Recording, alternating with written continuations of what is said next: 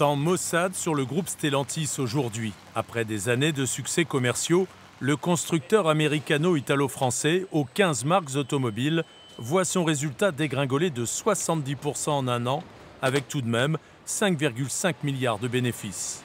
Stellantis allume les feux de détresse plombés aux États-Unis par ses importants stocks devenus difficiles à écouler par les distributeurs américains. Ces concessionnaires-là n'arrivaient pas à vendre des véhicules, le prix était trop haut. C'est-à-dire que ce qu'on a appelé le pricing power, vendre des véhicules le plus cher possible, connaît une fin. Ça a très bien marché après le Covid, maintenant ça ne marche plus.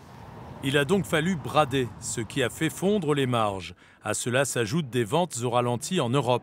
Les salariés des usines françaises grincent des dents face à cette dégringolade.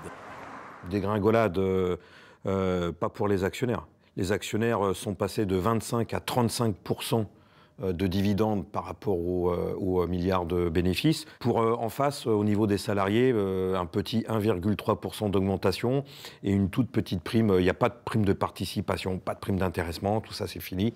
4 000 € bruts de prime d'intéressement l'an passé contre 1 700 € maximum de prime de partage de la valeur cette année.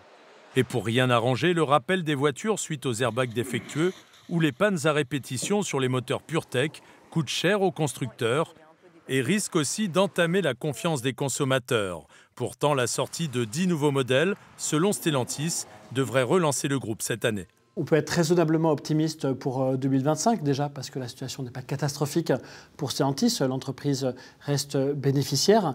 Et puis les problèmes qu'elle a rencontrés avec les retards dans le renouvellement des modèles, eh bien ces problèmes-là semblent résorbés aujourd'hui. Mais une autre interrogation demeure.